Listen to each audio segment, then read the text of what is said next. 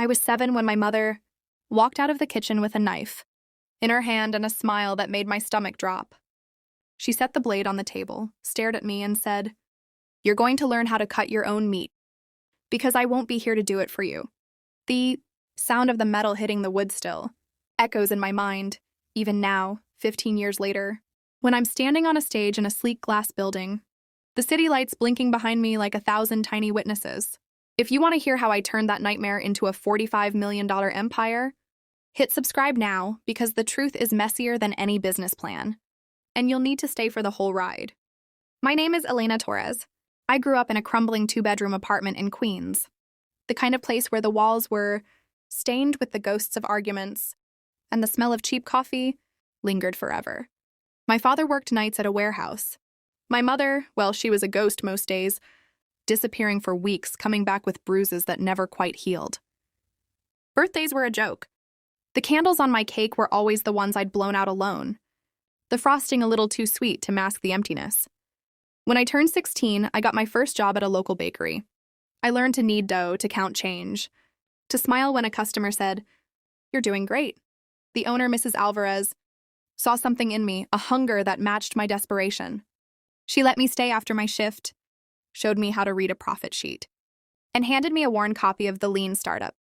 I devoured it on the subway, eyes flicking over the pages as if each sentence could stitch the holes in my life. College was a blur of scholarships, ramen noodles, and endless code. I majored in computer science because it was the only thing that made sense. Logic? Patterns, something you could debug. I built a simple app for a class project, a budgeting tool that helped people track their expenses. It was clumsy, but a few friends downloaded it, and the feedback was a spark. By the time I graduated, I had a prototype that could actually help small businesses manage inventory. I launched it on a shoestring budget, using the money I saved from my bakery tips. The first month I made 87, the second, 312, the third, 1,200. I reinvested every cent, hiring a freelance designer, renting a tiny co-working space that smelled of stale coffee and ambition. The company grew. It was called Pulse, because it was meant to keep a heartbeat on the finances of the little guys who were usually ignored. 5 years later, Pulse was valued at $45 million. I was the sole owner, the sole decision maker, the only one who knew every line of code, every client's name, every late-night panic when the server crashed. The media called me a self-made mogul. I smiled for the cameras, but inside I felt like a child still sitting at that kitchen table, waiting for a mother who never came back. The first time my parents showed up at my office, I thought they were there to congratulate me. My mother, hair dyed a harsh red, wore a coat that had seen better decades. My father stood beside her, hands shoved deep in his pockets, eyes darting around the sleek lobby as if it were a foreign country. "We're proud of you." "Elena," my mother said, her voice thin, the knife still glinting in my memory. "But you owe us." I blinked. "Owe you?" "For every birthday you missed," my father added, his tone flat, almost bureaucratic. 15 years of missed celebrations.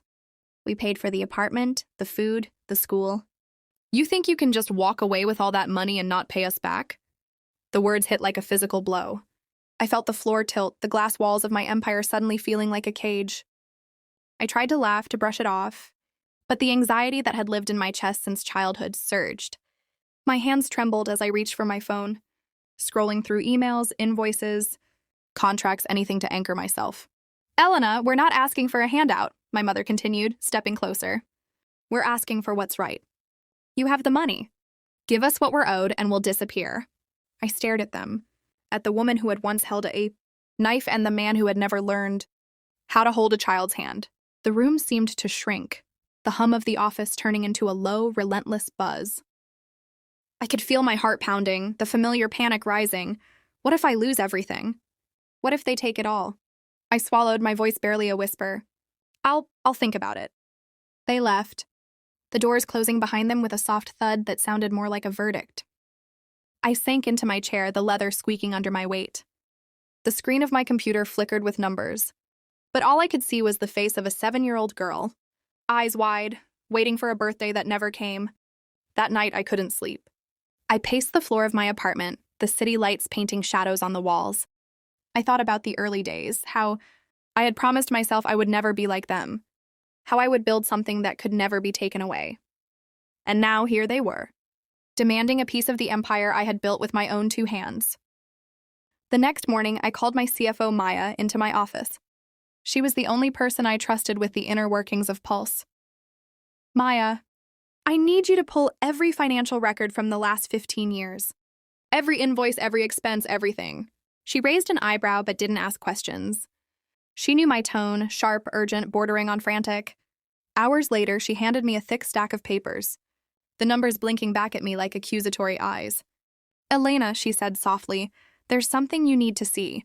She pointed to a line on a spreadsheet, a payment of $12,000, made to a company called Mira Holdings 3 years ago. The description read simply, consulting. My stomach dropped. I knew that name. It was the same name my mother had whispered when she thought I wasn't listening. The name of a shell corporation she had used to funnel money during her brief stint in real estate. I felt the world tilt again. Maya, who authorized this? She shook her head. I did. You signed off on it. It was for a marketing campaign that never happened. The client was fictitious. My mind raced. The money I had poured into Pulse, the blood, sweat, and tears, some of it had been siphoned off, hidden in plain sight. My own signature, my own approval, but the purpose? I didn't know. I stared at the paper, feeling the weight of every birthday I had missed, every hollow celebration, every night I had cried myself to sleep. The fear that had driven me to build an empire now morphed into a cold, calculating anger. Elena, Maya whispered, you're not alone in this. Before I could answer, my phone buzzed. A message from an unknown number flashed on the screen. We know what you did. Meet us at the old warehouse on 5th. Come alone. My breath caught. The warehouse, my father's old workplace. The place where he used to bring home broken pallets and cheap cigarettes. The place where I had first learned to count change, where I had first felt the sting of being ignored. I looked up at Maya, my eyes wide, my hands shaking. I have to go. She nodded, her expression a mixture of concern and resolve. Be careful, Elena. Whatever you do, don't go alone. I left the office, the city's noise washing over me like a tide. The streets were familiar, yet they felt foreign, as if I were walking through a version of my life that I had never lived. The warehouse loomed ahead, its rusted doors half open, a dim light flickering inside. My heart pounded in my ears. I could hear the echo of my mother's voice, the knife on the table, the sound of my own breathing. I pushed the door open, the smell of oil and dust hitting me like a punch. In the center of the room, a figure stepped out of the shadows. It was my father, but not the man I remembered. He was older, his hair grayer, his eyes harder. Beside him stood a woman I didn't recognize, her face partially hidden by a hoodie. Elena, my father said, his voice flat. We've been waiting for you. Before I could react, the lights went out, and the sound of a gun being cocked echoed through the empty space. The darkness was thick, the only sound my own breath rattling in my throat. I could feel the cold metal of the gun barrel pressed against my temple, a cruel reminder that I was no longer the girl who counted change behind a bakery counter. My heart hammered like a drum, each beat echoing the words my father had just spoken. We've been waiting for you. A flash of light cut through the gloom as someone flicked a switch. The warehouse filled with a harsh white glare that made my eyes sting. In front of me stood my father, his face a mask of stone, and beside him a woman whose hoodie hid most of her features. She pulled the hood back, and I stared into eyes that were both familiar and alien. Mom? I whispered, the word feeling like a betrayal. She smiled, but it was a thin, practiced smile that didn't reach her eyes. Hello, Elena, she said, voice smoother than I remembered. You've grown. My mind raced.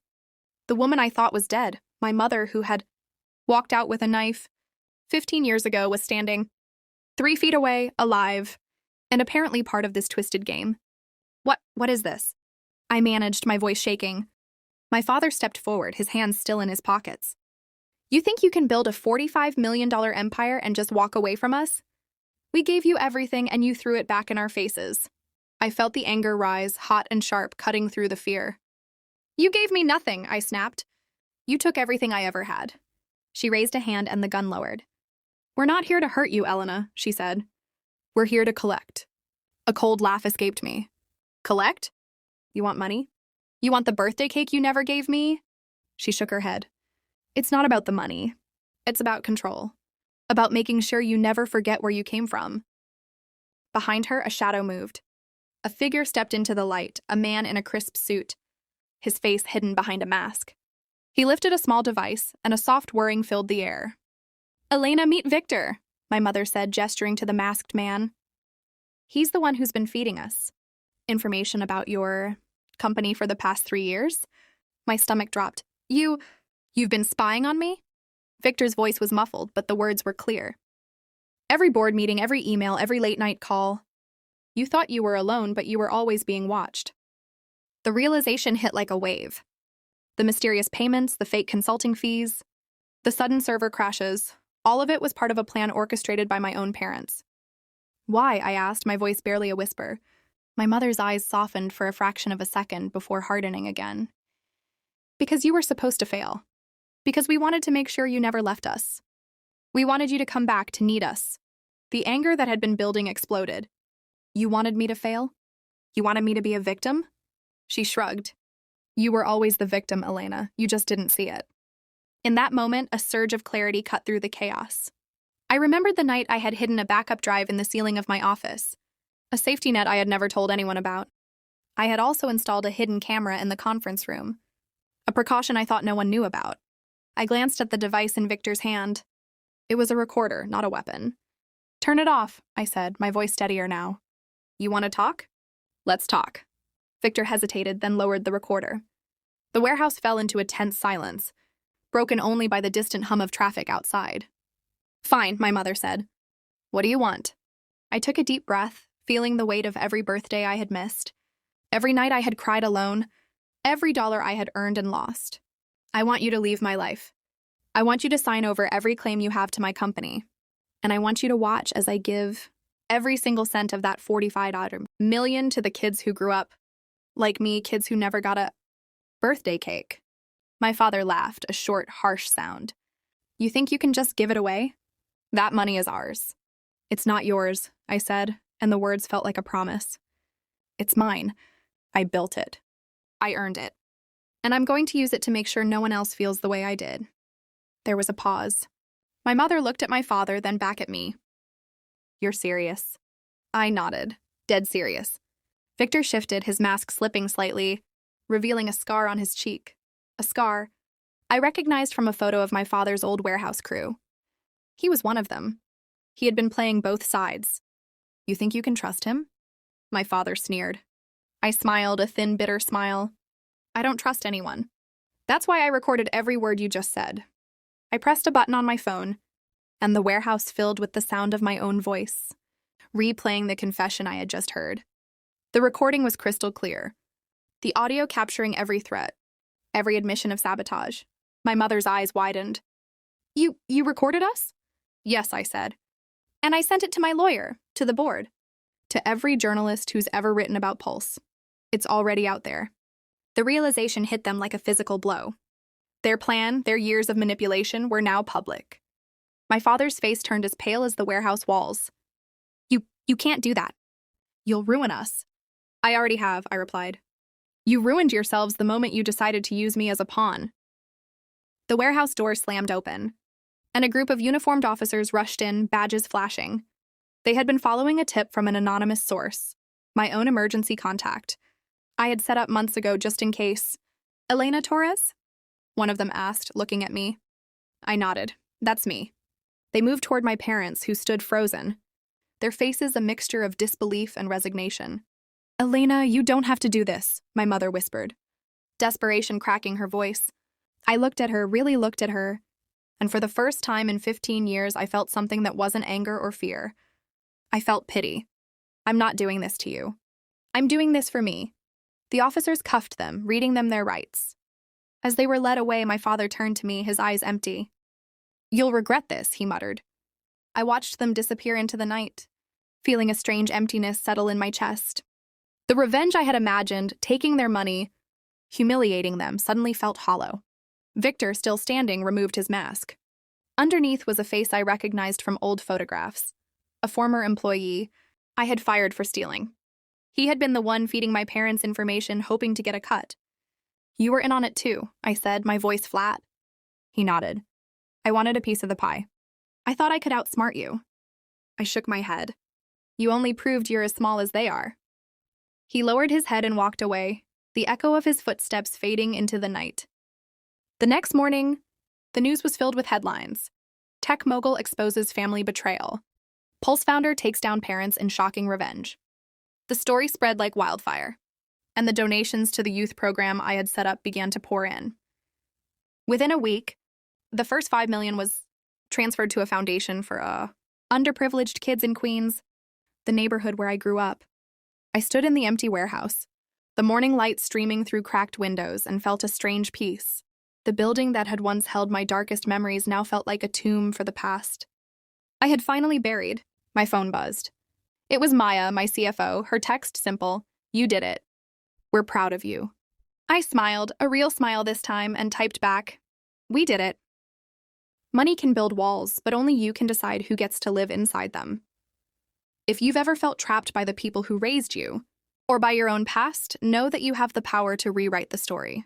Hit the like button if this resonates, share it with someone who needs to hear it, and subscribe for more raw, real stories. I'll see you in the next one.